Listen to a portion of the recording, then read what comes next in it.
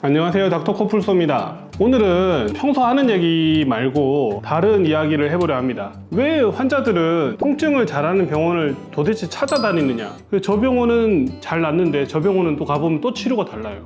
또 이 병원은 가보면 또 진단이 다르고 또 치료가 다릅니다. 근데 이게 되게 웃기잖아요. 전문의들이 치료를 하는데 병원마다 진단이랑 치료가 다 다릅니다. 그냥 생각을 해봤을 때는 말이 안 되는 거예요. 오늘은 왜 병원마다 도대체 이렇게 다 다르냐 이야기 드려볼까 합니다. 첫 번째, 다를 수밖에 없는 문제는 연구가 잘 진행이 안 됩니다. 왜 진행이 안 되느냐? 너 연구하면 되는데 왜 연구 안 해? 뭐 이렇게 생각할 수 있겠지만 그 대규모로 하는 연구들은 금전적인 그런 지원이 필요합니다. 그래서 대부분 무슨 연구를 하느냐? 새로 만든 요 약이 더 좋아요. 새로 만든 이 주사제가 더 좋아요. 원장님 이거 우리가 돈 좀 드릴 테니까 해보세요. 연구비 드리겠습니다. 이런 식으로 연구가 진행이 될 수밖에 없습니다. 그런데 통증 치료라는 게 뭐 무슨 약을 쓰는 거 너무 중요하겠죠. 중요한데 이런 환자를 어떻게 치료했을 때 더 효과적인가에 대한 연구가 이루어지기가 어렵습니다. 이런 거를 아무도 원치 않거든요. 어떤 주식회사에서도 팔꿈치에 어느 부위를 주사해서 효과가 더 좋은지에 대해서 연구하고 싶어 하지 않습니다. 그럼 어떻게 되느냐? 제가 해봤을 때 효과적인 치료하는 겁니다. 우리 선후배들끼리 치료가 잘 안 되는 환자 있을 때 근데 이거 좀 치료 안 되는데 너 어떻게 해? 정도의 토론을 통해서 치료 방법이 바뀌거나 결정이 됩니다. 그러면 이 병원 저 병원 이 병원 다 다르겠죠. 병원마다 치료가 다를 수밖에 없는 이제 두 번째 이유가 환자의 진료를 자세히 보고 열심히 치료하는 게 병원의 운영에 크게 도움이 안 되는 상태입니다. 우리나라는 수가라는 게 있습니다. 나라에서 돈을 줘요. 제가 이제 물론 환자분들한테 비급여라는 이름을 붙여가지고 돈을 왕창 받고 치료받을 수도 있겠죠. 근데 환자분들이 돈을 왕창 내고 치료하기가 어렵잖아요. 그래서 이 주사는 너는 3만 원, 오늘 진료받으면은 재진이니까 13,000원, 물리치료는 하면은 저기에는 6,000원, 이런 식으로 이제 의료 가격이 정해져 있습니다. 근데 환자분을 제대로 진료 보려면 제가 이제 물어봐야 됩니다. 언제 아팠냐, 얼마나 아팠냐, 뭐 실이냐, 절이냐, 다리 들어봐라. 그러면 뭐가 문제일까요? 시간을 사용합니다. 저는 하루에 8시간 정도 진료를 이제 보는데 환자를 한 명당 10분에서 15분 정도 봐요. 주사까지 해야 되니까. 재진 환자를 열심히 이제 뭐 만약에 열심히 설명하고 막 진료를 봤어요. 제가 구글로 막 띄워서 설명해 주거든요. 근데 물리치료를 합니다. 그럼 2만 원이 채 안 되는 경우가 많아요. 그러면 제 이제 10분이 2만 원이 되죠. 저는 진료 보는 환자분들이 거의 주사를 맞는 편이기 때문에 우리 병원이 운영이 안 되거나 뭐 힘들다고 제가 얘기하는 건 아닙니다. 그런데 직원이 저희 원장님 합쳐서 저까지 해서 11명입니다. 근데 11명이 우리가 뭐 넘치게 인원을 고용한 게 아니에요. 제 10분이 2만 원을 받게 되면 병원은 금방 망합니다.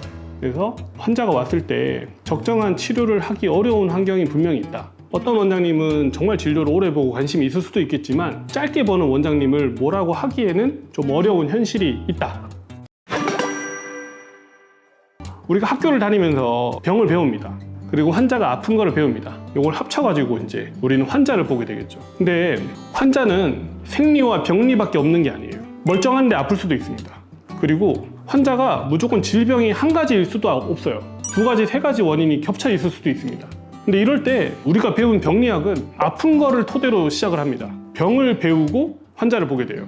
근데 환자가 저 손목 건초염이에요 이렇게 오진 않잖아요. 그리고 이 환자가 손목 건초염 하나밖에 없는지, 팔꿈치에서 신경이 눌려서 아픈지, 이런 것들이 명확하지 않은 채 환자는 오게 되는데, 우리가 예전에 학교에서 배우고 레지던트를 하면서 배웠던, 아니면 대학병원에서 배웠던 이런 질병 중심의 의학으로는 환자가 아픈 걸 반대로 알아가기가 굉장히 좀 어렵습니다. 왜냐하면 환자는 개개인이 다 다르거든요.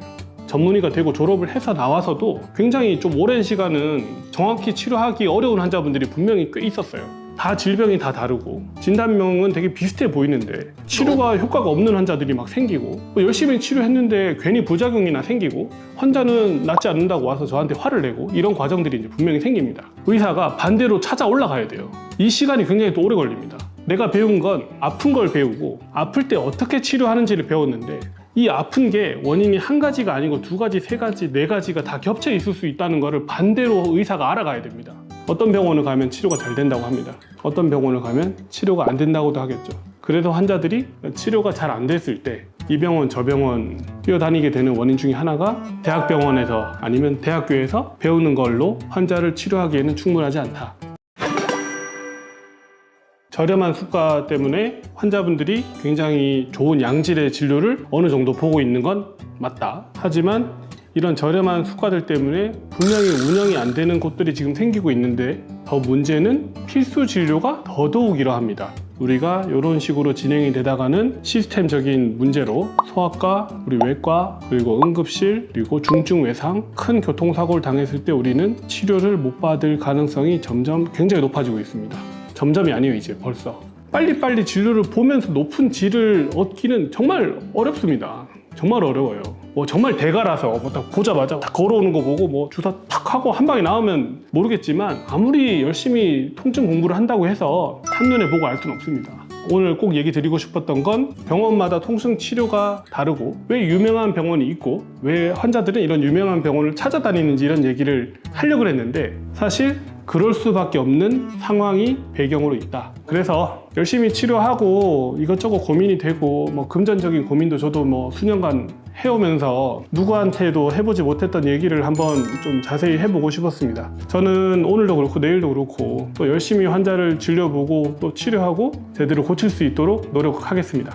오늘도 아프지 말고 건강한 하루 되셨으면 좋겠습니다. 감사합니다.